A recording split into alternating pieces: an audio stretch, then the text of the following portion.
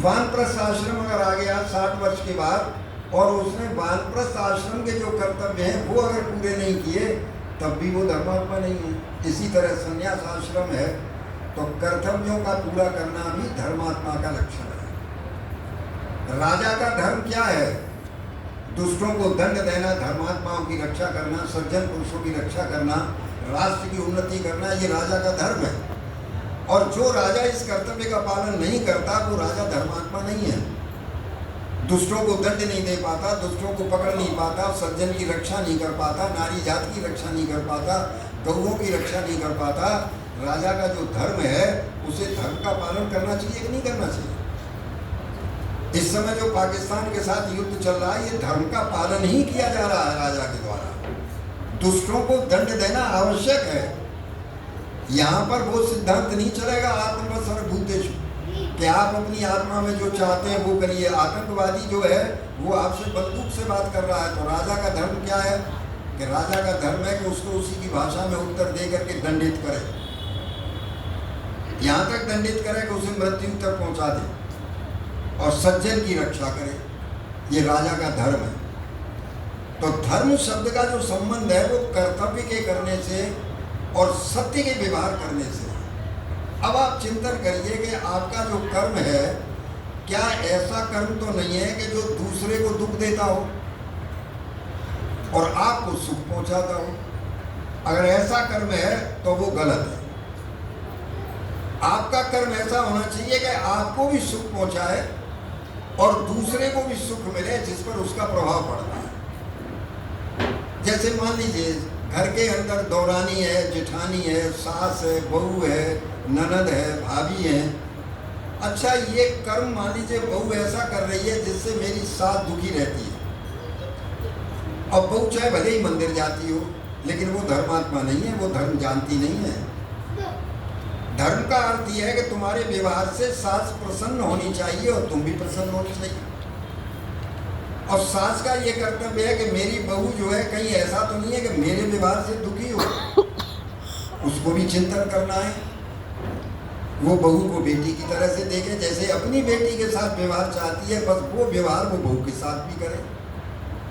ये है हमारा पारिवारिक धर्म। देखो, जब इस तरह के धर्म का चिंतन होता है तब ऋषि दयानंद कहते हैं संसार के अंदर सुख की वर्षा होती है, परिवार सुखी रहते हैं। परिवार के सुख का कारण जो है वो यही धर्म है। लेकिन आज आप देख लीजिए, बिल्कुल पाखंड चल रहा है धर्म के नाम पर, बिल्कुल पाखंड। केवल मंदिर में जाने को धर्म समझ रहा है, मस्जिद में जाने को धर्म समझ रहा है। एक मुसलमान मस्जिद में जा रहा है कि मैं तो 5 बार नमाज पढ़ता हूँ अल्लाह की, लेकिन जब बकरीद आती है तब क्या करता है? अल्लाह को प्यारी है कुर्बानी। कितने बकरे कट जाते हैं, लाखों करोड़ों की संख्या में, और रोजाना कटते हैं। और जब मस्जिद में जाता है तो जो कहता है मैं 5 बार नमाज पढ़ता हूँ, मैं तो अल्लाह को मानता हूँ, और अल्लाह के नाम पर ही कहता है अल्लाह को प्यारी है कुर्बानी। देखो आप क्या तमाशा चल रहा है। वो भी अपने को धर्मात्मा कह रहा है कि मैं तो 5 बार नमाज पढ़ रहा हूँ। यानी त्योहार पर, त्योहार भी है उनका हिंसा पर आधारित है कि अल्लाह को प्यारी है कुर्बानी। कैसे हम मान लें भाई धर्मात्मा है? कुरान में इनके में साफ उपदेश है। ये झगड़े क्यों है मुसलमान के? इन झगड़ों का मूल है इनकी शिक्षा। उनकी कुरान में स्पष्ट ये है कि जिसका ईमान पैगंबर साहब पर नहीं है, मोहम्मद पर नहीं है, कुरान पर नहीं है, अल्लाह पर नहीं है, वो काफिर है। ये शब्द है। और काफिर को मारना धर्म है। अगर आपने एक काफिर को मार दिया, 2 काफिर को मार दिया तो आपको जन्नत मिलेगी। ये जो इनके मदरसे चलते हैं, इन मदरसों में यही तो शिक्षा दी जा रही है। यही जिहाद है इनका। और जिहाद को क्या कहते हैं? जिहाद को ये कहते हैं धर्म युद्ध। जिहाद को धर्म युद्ध कहते हैं कि अगर आपने अपने जीवन में ऐसा किया तो आपको जन्नत मिलेगी। और जन्नत में उनकी कल्पना है माहूरे मिलेगी, शबाब मिलेगा, जाने क्या क्या सामान जन्नत में मिलेगा। ये शिक्षा काम कर रही है इन आतंकवादियों के दिमाग में। मदरसे में तैयार किए जाते हैं। और इनके मदरसे सब जगह चल रहे हैं। इन मदरसों में जो ये मुल्ला मौलवी हैं वो यही जिहाद तो तैयार करते हैं, जिहादी, कि अल्लाह को प्यारी है कुर्बानी। और देखो जिसका ईमान अल्लाह पर नहीं है, जिसका ईमान पैगंबर पर नहीं है, जिसका ईमान कुरान पर नहीं है, इन 3 चीज़ों पर, वो काफिर है। और अगर तुम इसको मार दोगे तो तुम्हें धर्म मिलेगा, जन्नत मिलेगी, जन्नत में जाओगे। और अगर मर गए तो जन्नत में जाओगे, और जिंदा रहे तो तुम्हें पृथ्वी का राज्य मिल जाएगा, तो तुम पृथ्वी पर राज्य करोगे। अब आप बताइए, ये शिक्षा जो है मदरसों में जब दी जा रही है और उनके दिमाग वाश किए जा रहे हैं, ये कभी मिटेंगे क्या? ये सिरदर्द है पूरा। और कब तक सिरदर्द रहेगा भगवान जाने, कब ये समस्या हल होगी, कब ये शिक्षा इनसे छूटेगी।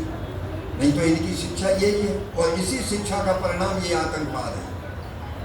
आतंकवादियों के दिमाग में यही चीज़ भरी जाती है, इसलिए वो निर्दोषों को मारना भी अपने को जन्नत मान के चलते हैं। और इतने काफिर मार दोगे तो तुम गाजी कहलाओगे, उपाधि है वहाँ, गाजी कहलाओगे।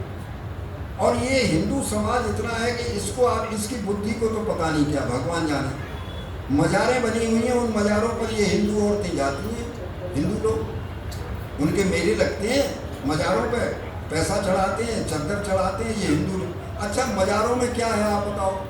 मज़ारों में मुर्दे ही तो गड़े हुए हैं, या और कोई है? मुर्दे गड़े हुए हैं, और वो मुर्दे भी जाने कब के गड़े हुए हैं, वो भी सड़गल गए। अब मज़ारों पे मन्नत बना रहे हैं। आप हिंदुओं को भी सोचो, इनका कभी सोच बदलता ही नहीं है। आर्य समाज को काम करते हुए 150 वर्ष हो गए, और ऋषि दयानंद के जन्म को 200 वर्ष हो गए। 150 वर्ष में आर्य समाज जो काम कर रहा है, पता नहीं क्यों हिंदू जनता स्वीकार नहीं कर पा रही। इस हिंदू जनता के कल्याण के कार्यों को सिवाय आर्य समाज के कोई हिंदू संस्था नहीं कर रही हो। कोई हिंदू संस्था काम नहीं कर रही है आर्य समाज के बराबर कल्याण के। लेकिन फिर भी आर्य समाज को स्वीकार नहीं करते ये, और कहते हैं कि आर्य समाज जो है न राम को मानता है, न कृष्ण को मानता है, न ईश्वर को मानता है, न देवी देवता को मानता है, ये नास्तिक है, ये और प्रचार उनका करते हैं। ये और एक कमाल की बात है। और हिंदू ही प्रचार करते हैं, ये भी नहीं अगर कोई दूसरा कहे तो भी ठीक है, हिंदू ही कहते हैं कि ये नास्तिक है। मैं आपको एक बड़ा रोचक प्रसंग सुनाता। एक ओम प्रकाश भजनोपदेशक है, ये आगरा के बाद धौलपुर है, मध्य प्रदेश, धौलपुर ग्वालियर, धौलपुर थे। उनका विवाह हुआ तो उनकी पत्नी जो थी वो अनपढ़ थी। शादी हो गई, शादी के बाद चूंकि आर्य समाज के उपदेशक थे तो उनके मत में पत्नी का सम्मान था। उन्होंने सोचा मैं अपनी पत्नी को पढ़ाऊँ, कोई बात नहीं है। तो उन्होंने अपनी पत्नी को शादी के बाद में पढ़ाना अपने घर में ही शुरू किया, और उन्हें काफ़ी अच्छा उन्होंने एक पढ़ना लिखना सिखा दिया। पढ़ने लिखने सिखाने के बाद उन्हें गायत्री मंत्र याद करा दिया। और गायत्री मंत्र याद करा के उनसे कहा कि तुम गायत्री मंत्र का रोजाना पाठ किया करो, गायत्री मंत्र जपा करो।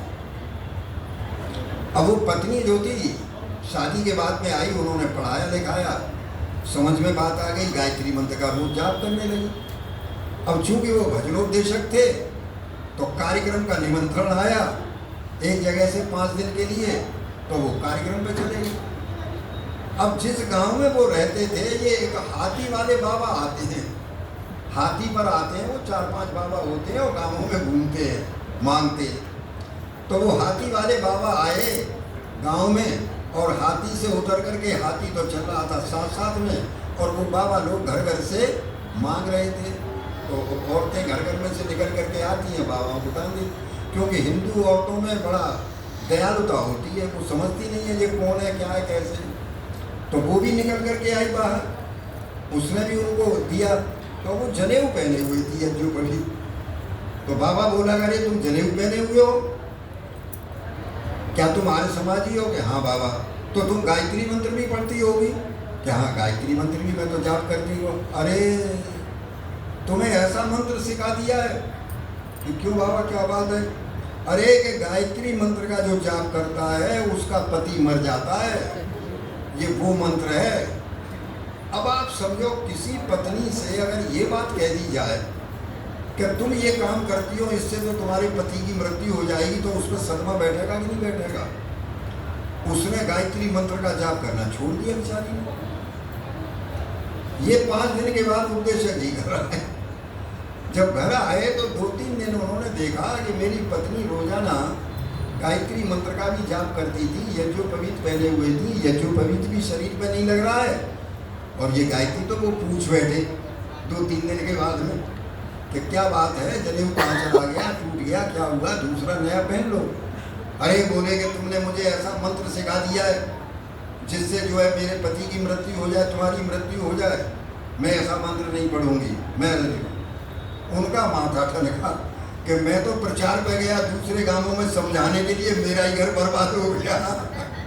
उन्हें इस बात का हुआ कि मेरा ही घर बर्बाद हो गया। ये तो उन्होंने अपनी पत्नी को समझाया कि ये बता, मैं तेरे सामने जिंदा बैठा हूँ कि नहीं बैठा हूँ? यहाँ बैठे तो हो, तो जब बैठा हूँ तो ये बता तुमने कैसे समझ लिया कि इस मंत्र के पढ़ने से जो है और पति की मृत्यु हो जाएगी? अरे कि वो बाबा कह गया था, बाबा आया था। तब उन्होंने अच्छी तरह से उन बाबाओं की बात को समझाया। देखो आज भी मैं आपको बता रहा हूँ, इन महिलाओं को बुरी तरह से भड़काया जा रहा है। आज भी ये आर्य समाज से अगर जुड़ती है ना, तो पहले तो इनके घर वाले हो सकता है मने करें, फिर ये बाहर के बाबा संत, जाने कितने संप्रदाय चल रहे हैं। अभी बता रहे थे पंडित जी की, नहीं बता रहे थे आपको कि एक संप्रदाय वो ऐसा ही चल रहा है कि पति पत्नी को भाई साहब के बहन जी, बस वो भाई साहब कहेंगे, वो बहन जी कहेंगे, पति पत्नी आपस में। ये संप्रदाय है, शैव संप्रदाय, वैष्णव संप्रदाय, ये वल्लभ संप्रदाय, गोसाइयों के संप्रदाय, ये ब्रह्म कुमारियों के संप्रदाय, एक संप्रदाय चल रहा है। हिंदू कौम को बिगाड़ने के लिए पता नहीं कितने संप्रदाय चल रहे हैं, और सबके अलग अलग अपने तरीके, सबके अपने अपने भीतर के अपने अपने विचार हैं। इसलिए ऋषि दयानंद की जो बात है ना, वो वेद के अनुसार बात है, ईश्वर की आज्ञा है। ईश्वर की आज्ञा में कहीं पर भी वेद में कोई भेद नहीं है। वेद के अंदर जितना भी ज्ञान है वो निर्भ्रांत ज्ञान है।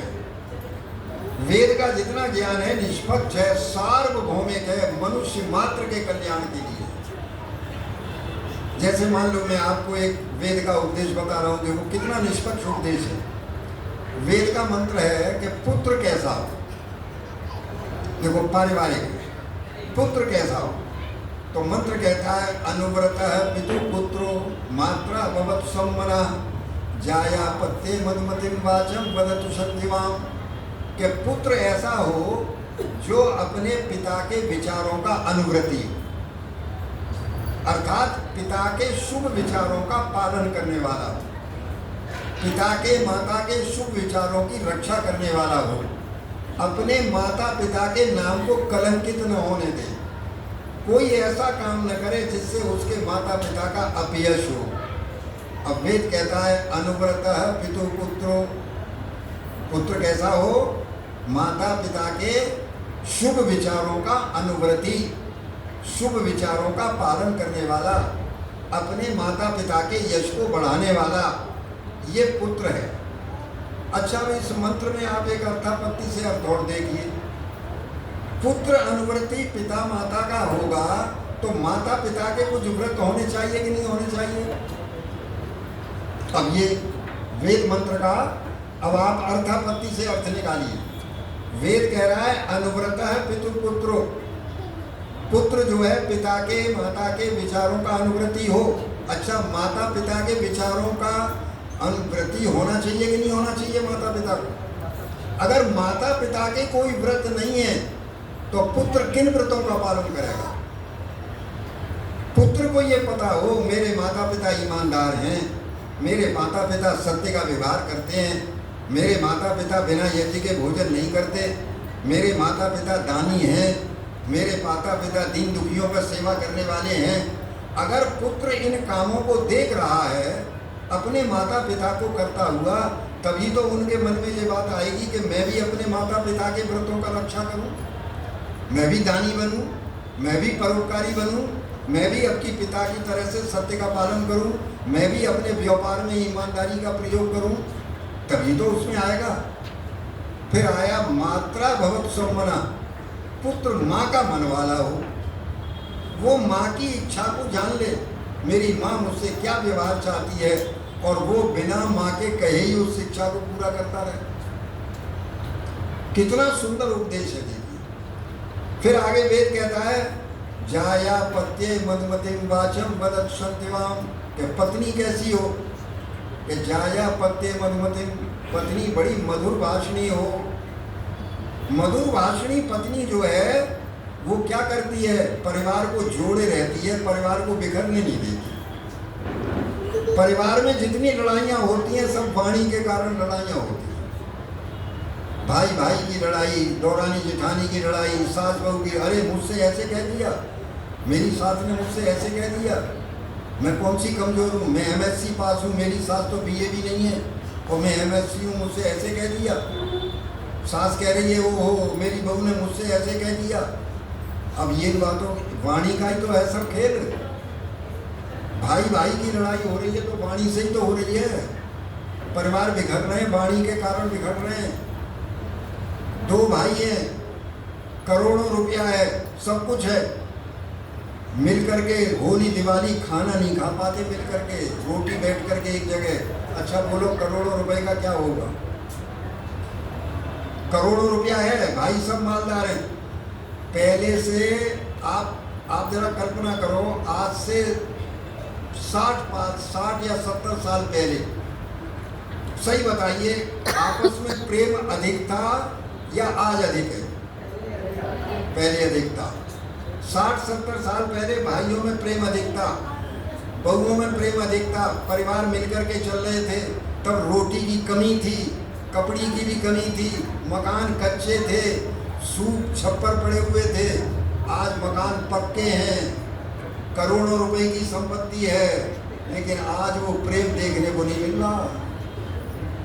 आज दो भाई मिलकर के रोटी नहीं खा पा रहे हैं, पिता पुत्र में द्वंद्व चल रहा है, पति पत्नी के तलाक के सैकड़ों केसेस कोर्ट में लगे हुए, नंबर नहीं आ रहे उनके।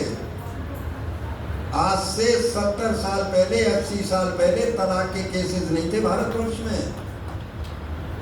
संस्कृत में तलाक शब्द नाम नहीं है, संस्कृत में ताला शब्द नहीं है। हमारे यहाँ तलाक होता ही नहीं था। हमारे यहाँ तो जो विवाह होता था वो जीवन भर का विवाह होता था, जीवन भर का विवाह होता था। एक दूसरे सुख दुख में साथ दिया करते थे। आज अगर पत्नी बीमार हो जाती है तो उसे मायके में बाप के घर भेज जाता है बेटा, और जब स्वस्थ हो जाती है तो ले आता है कि वो काम करने लायक हो गई। आप बताइए क्या स्थिति आ गई है समाज की। आप चिंतन करो, आज से 50 साल 60 साल पहले आपकी दशा आज से बढ़िया थी। चाहे भले ही मकान कच्चे थे, भले ही रुपया कम था, लेकिन मिलकर के रोटी खा रहे थे। आज से पहले स्वस्थ थे, स्वास्थ्य भी हमारा अच्छा था, स्मरण शक्तियाँ बहुत बढ़िया थी हम लोगों की। अच्छा बोलो, जब से ये मोबाइल चले, इससे पहले स्मरण शक्तियाँ आपकी बढ़िया थी कि नहीं थी? लोगों को किसी को रामायण कंठ थी, किसी को गीता कंठ थी, किसी को वेद कंठ था, किसी को तमाम गांव के लोग बैठे बैठे सुनाया करते थे। तमाम पंचायत बैठ जाते थे लोग बाग और रामायण की चौपाइयाँ सुना रहे हैं। जब से ये मोबाइल चला है, बोलो स्मरण शक्तियाँ क्षीण हो गई है कि नहीं हो गई है? आज बिना कैलकुलेटर के कोई काम हो पा रहा है? पहले 60 साल पहले मोबाइल नहीं था, कैलकुलेटर नहीं थे, आप दुकान पर जाते थे, वो आप बताइए ईमानदारी से आपने सामान लिया, मिनटों में हिसाब लगा के देता था कि नहीं, इतना रुपया हो गया लाइए साहब। और तब मन से छटांग चलता था, रुपए में भी रुपया 16 आना पाई चलता था, और रुपए का 16 आने पाई का हिसाब लगता था, मन से छटांग का हिसाब लगता था। आज आप ये मत समझिए उन्नति कर रहे हैं, उन्नति मशीनों की हो रही है। मशीन से आज आप काम कर रहे हैं, हर काम। आज आप मस्तिष्क से या अपने शरीर से कोई काम नहीं कर पा रहे।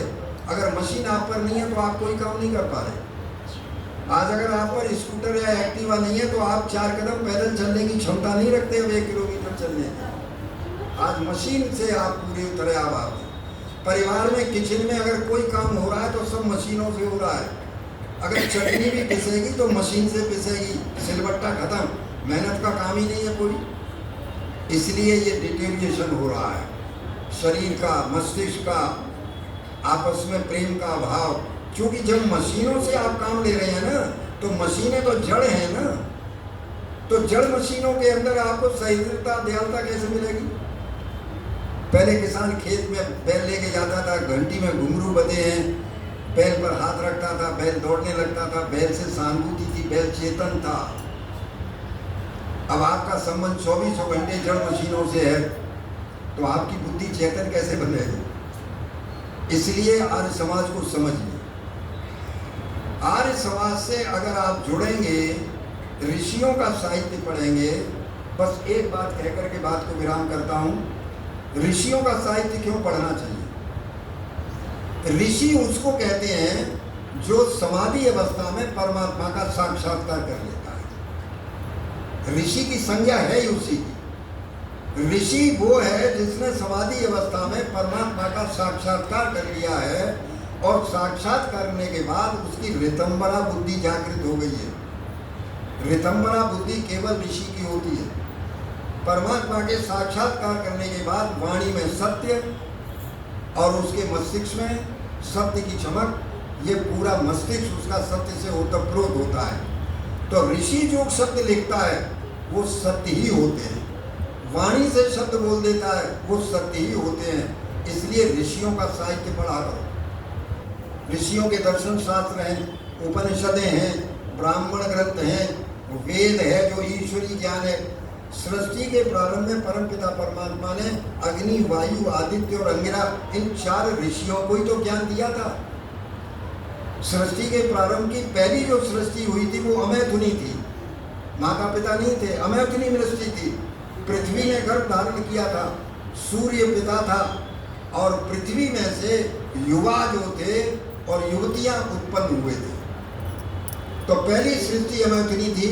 उनमें जो 4 ऋषि आए थे ये मुक्त आत्मा थे, पहली सृष्टि के ये मुक्त आत्मा थे।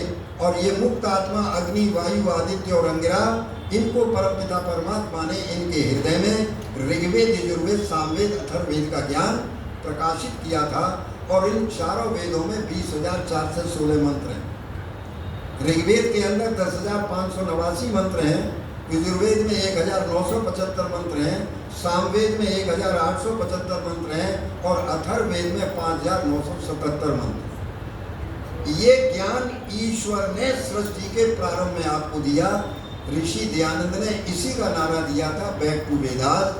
अगर आप वेद के ज्ञान के अनुसार आ गए, और सार्वभौमिक ज्ञान है ये हर मनुष्य के लिए। ऐसा नहीं कि कोई सांप्रदायिक ज्ञान हो, ऐसा नहीं किसी एक देश के लिए, संसार के सब मनुष्यों के लिए, चाहे वो यहूदी है चाहे कोई है, किसी पर भी सांप्रदायिकता का इसमें नाम नहीं है।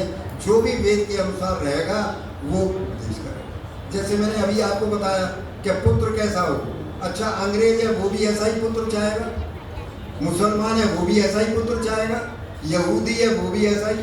वहाँ तो पुत्र का उपदेश है, पिता का उपदेश है। संसार के अंदर जितने पिता हैं, जितने पुत्र हैं, सब पर ही लागू है। इसलिए ये उपदेश सांप्रदायिक नहीं है, सार्वभौमिक उपदेश है, सार्वभौमिक ग्रंथ है। इन शब्दों के साथ मैं आप सबका बहुत आभार करता हूँ, और मंत्री जी का और इस कार्यकारिणी का मैं कितने शब्दों में धन्यवाद करूँ। मेरी कई वर्षों से इच्छा भी थी कि मैं गोविंदपुरी आर्य समाज में एक बार फिर पहुँचूँ, ये मेरी इच्छा भी थी। मंत्री जी का बीच में कई बार निमंत्रण भी आया